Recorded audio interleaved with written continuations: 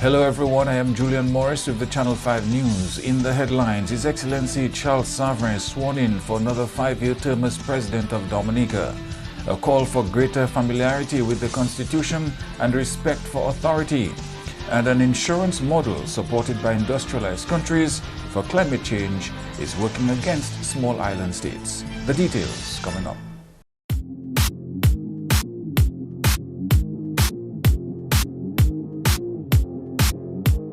M&J Covering is the producer of designed galvanized and galvalume in Dominica.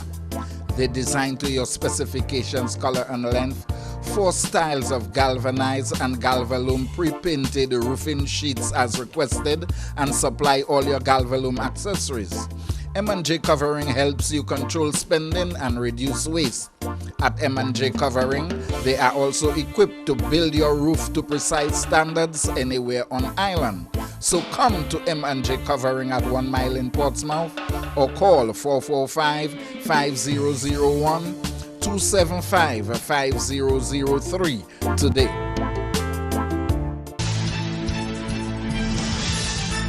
His Excellency Charles Savrin was sworn in on Tuesday, marking the beginning of his second 5-year term as President of the Commonwealth of Dominica. The oath was administered by Senior Resident Judge of the Eastern Caribbean Supreme Court, Her Ladyship Justice Bernie Stevenson.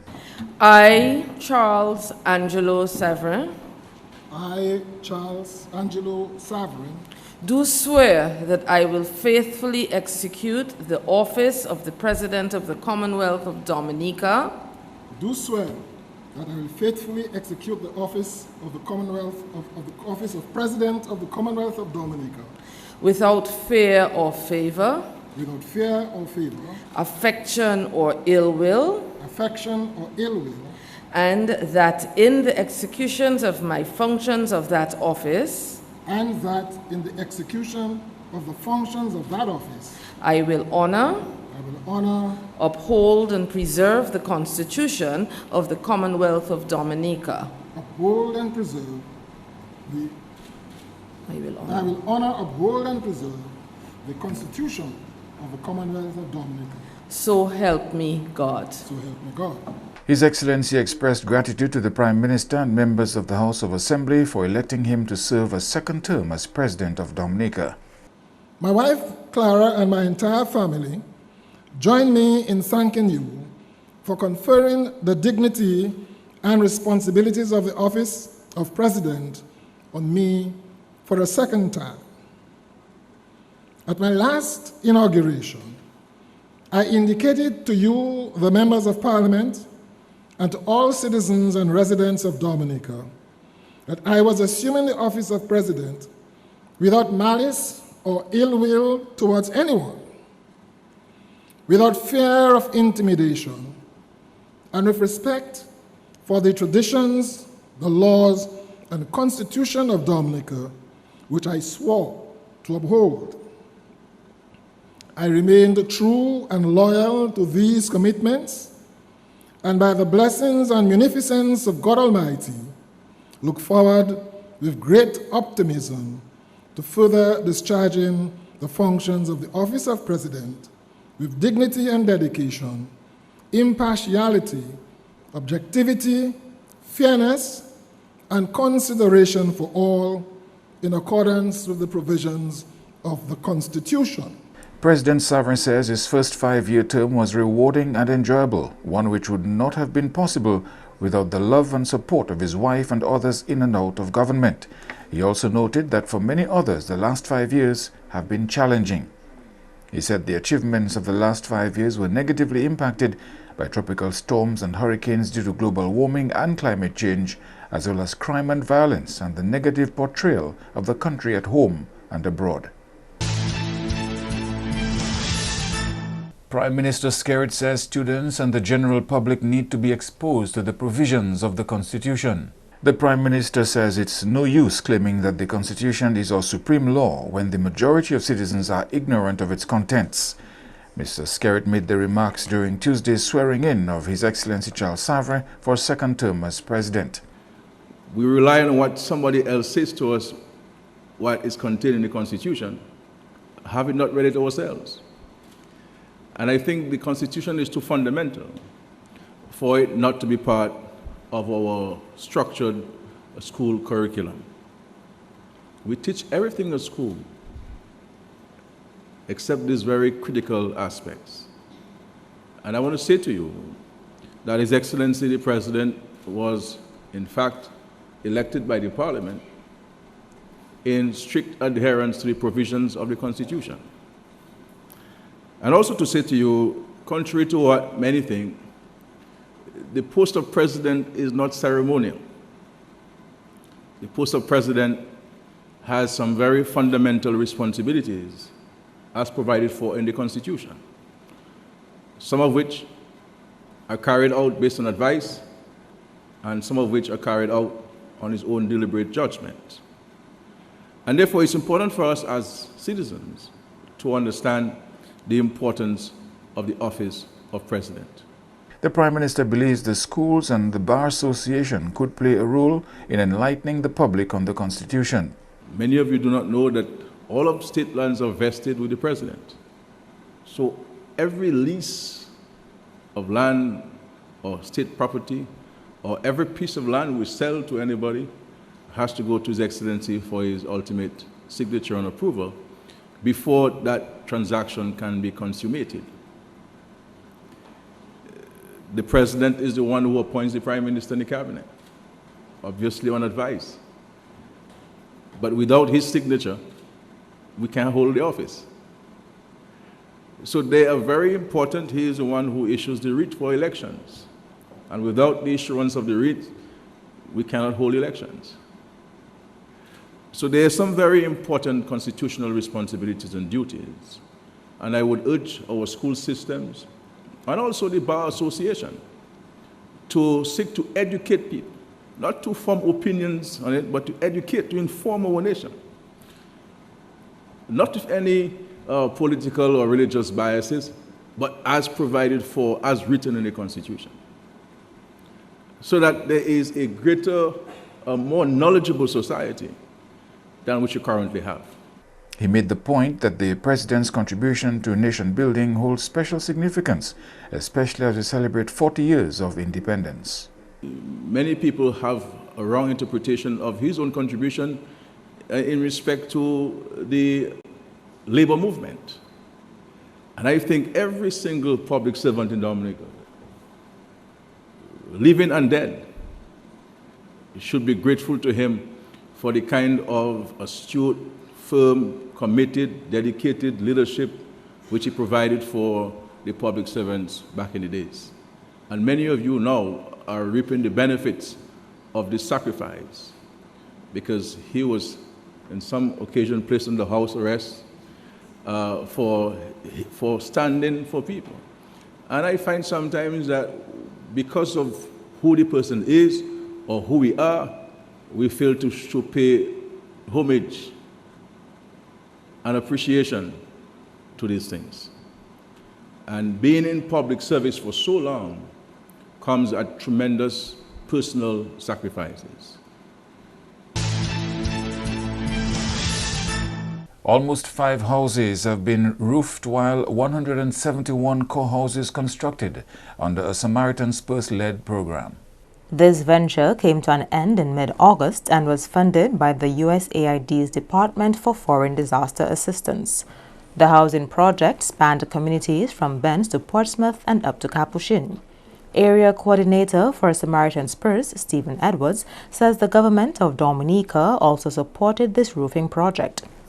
Actually, the government, I think, did a good job complementing that program as well. I know we were leaving people with a very good, strong framework for their home, and then I know at least some people received galvanized after us from the government in order to complete that. So there was a good collaboration there, I suppose, for those individuals.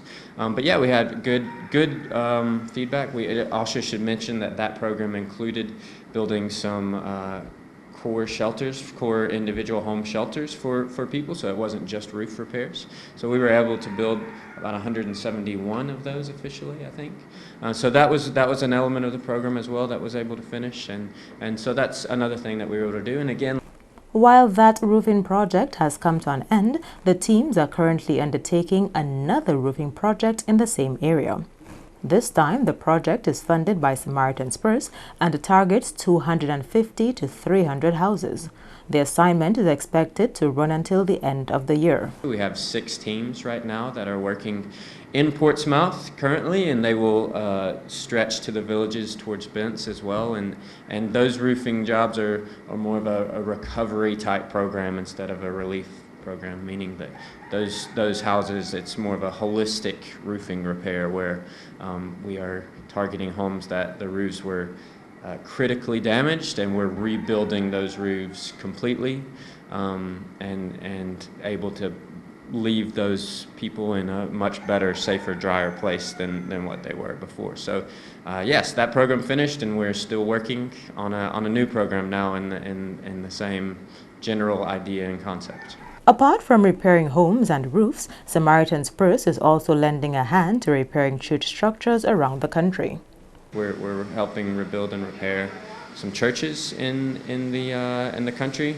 We finished one officially. Maho Revival Baptist Church was officially finished, and we got to hand that over, and it looks fantastic. And we have 4 others under construction right now. Those are bigger projects with big buildings and things, so they take a bit longer than just roof repairs for homes, individual roof repairs. So we have those ongoing, and then we have about 5 others that are in the queue, as we would say, where we've acquired materials, maybe we've identified a contractor to start working on them, and they're just kind of we're just waiting for them to go fully online before we're able to get them started as well. The plan is to finish 20 churches by the end of 2018. Andrea Louis, Channel 5 News. Government is reportedly pleased with the progress of the 49-acre Petit Savan resettlement project. The Prime Minister and MP for Petit Savan were accompanied by other members of Cabinet on a walkthrough of the housing project on Monday. The housing project, which is under the management of Montreal Management Consultancy Establishment MMCE, is about to hand over the first set of houses soon. According to the Prime Minister, about 70 individuals could move into the new homes once the utilities are in place. Project Manager Chris Timmins says 215 new homes are expected to be ready for occupation by the end of the year. The remaining 120 should be ready by the end of April, early May next year. A commercial center, community center, farmers market and plaza will be ready by the end of the year. October month end is now the date for the new galvanized factory to officially begin full-scale operations here. That's according to CEO of Varma Industries, Dr. Kamta Prasad. Initially, the factory was to have been fully operational in September, but experienced several delays which caused its launching date to be pushed back. There are a number of contributing factors, mainly the shortage of building materials, these being cement blocks, as well as a shortage of labor. And it took us some time also to get electricity, the connection for electricity. So these have been contributing factors that delayed us by 1 month to have the project completed. But hopefully this would all be done by the end of October.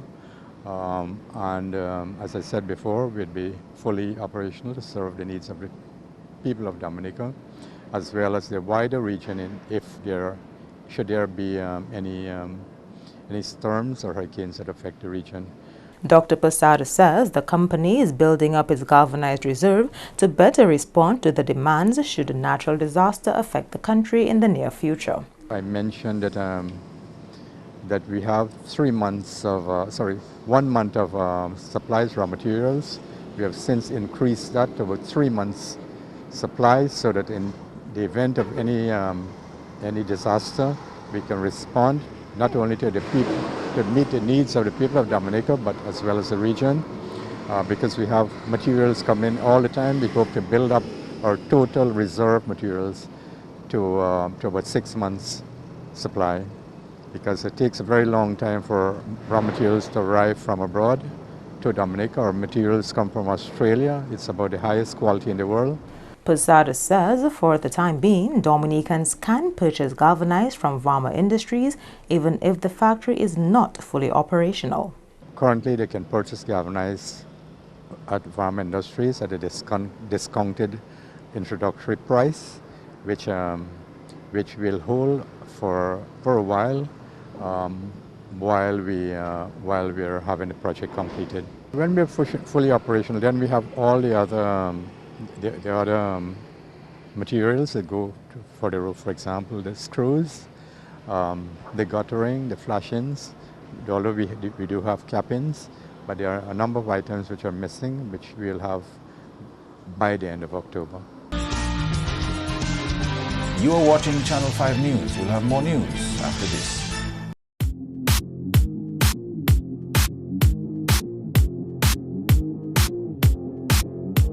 Rudolph Thomas Enterprise in Portsmouth, your suppliers of building materials and hardware products. Over 20 years experience in the business. Rudolph Thomas has lumber and plywood, galvanized and fence pipe. Check out Rudolph Thomas for ceramic and vinyl floor and wall tiles, nails, nuts and bolts, paint and painting supplies. And check out their line of electrical and hand tools. Go now to Rudolph Thomas on 1240 Bay Street in Portsmouth. As Dominica prepares to celebrate its 40th anniversary of independence, the Prime Minister is issuing a warning to parents to instill respect for authority in their children. The Prime Minister used the occasion of the swearing-in of the President on Tuesday to bring home the point that respect for offices must be instilled in the next generation. He believes failure to do so is tantamount to sowing dangerous seeds in our children. If our children are hearing us speaking in a disparaging and disrespectful manner to people in authority, I assure you that he will start disrespecting you, and your home would be a very difficult place to reside. And we should never bring religious or internecine political considerations in our respect for authority. Whether it is the school teacher, whether it is the lady who is cleaning the offices, whether it is the priest, whether it is the magistrate, whether it is the police officer, whether it is the president, we have to respect and show respect and teach our children respect. So we are going down a very dangerous road.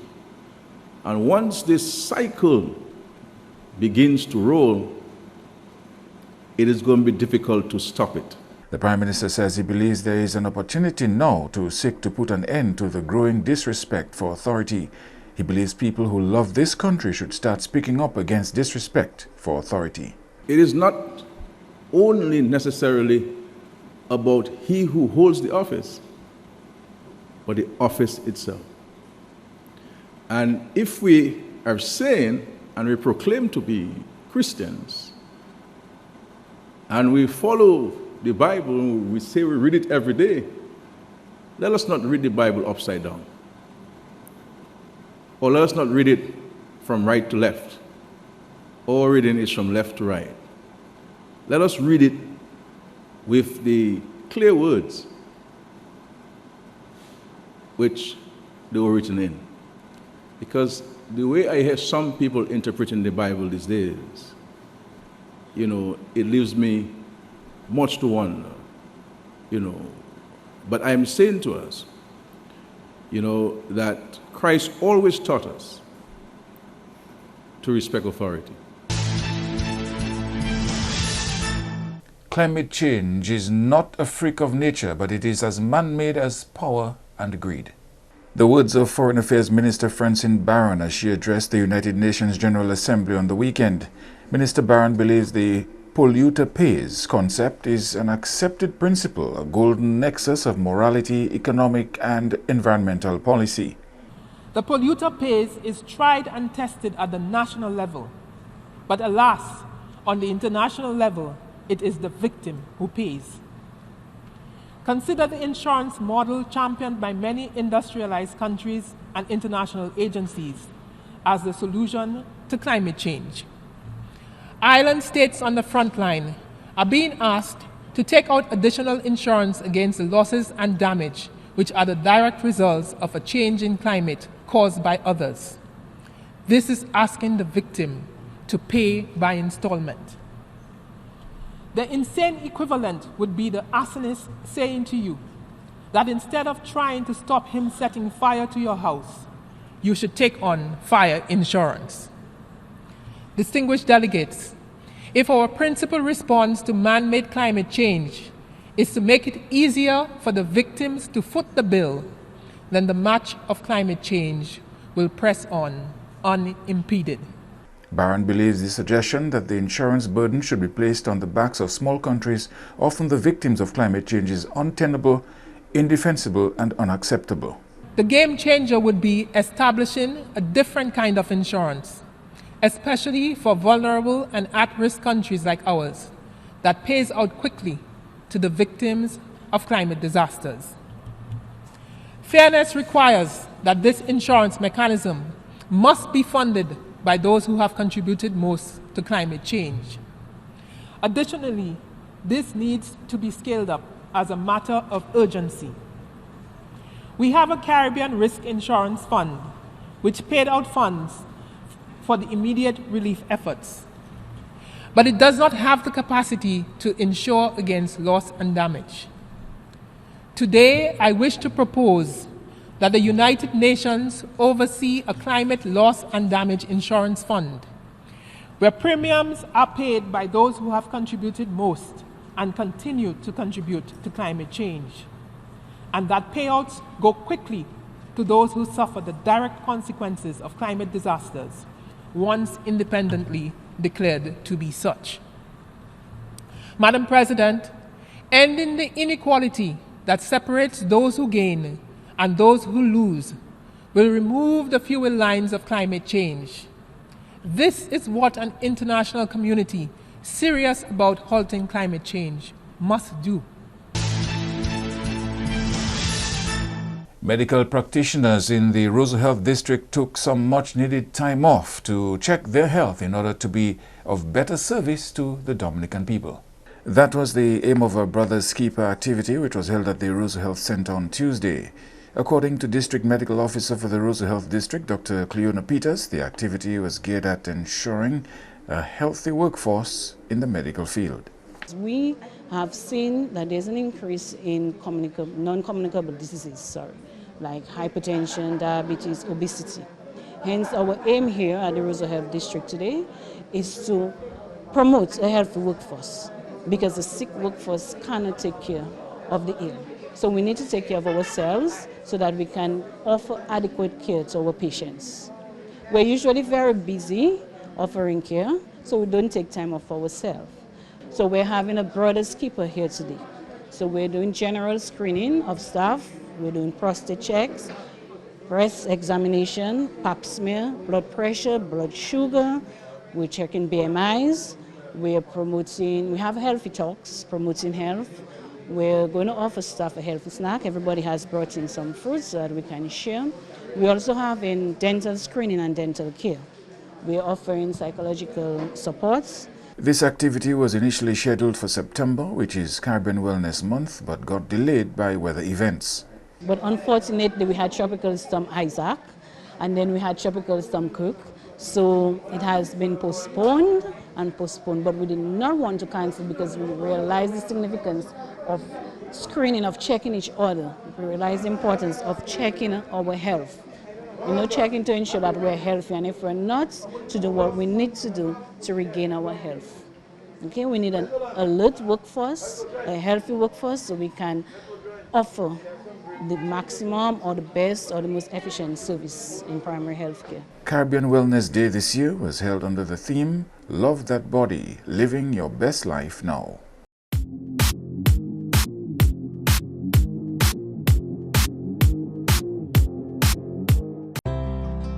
Si ou ni maladie HIV et bien maladie sexuelle, si ou pas protéger corps là ou kane sexe avec plusieurs monde, ça kay mette la vie ou en gros danger. Ou ka exposer tout partenaire au poison et que ça qui ka vini avec maladie.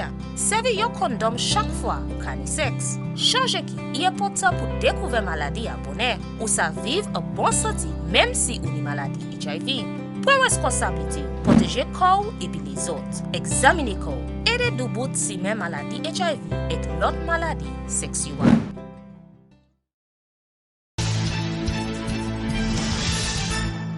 And to end the news, a look again at the headlines. His Excellency Charles Savre sworn in for another 5-year term as President of Dominica. A call for greater familiarity with the Constitution and respect for authority. And an insurance model supported by industrialized countries for climate change is working against small island states. Feel free to contact us at news@mapping2k4.com. You can access our past newscasts on our YouTube channel. On behalf of the production team, I am Julian Morris. To our viewers around the world, thank you for watching.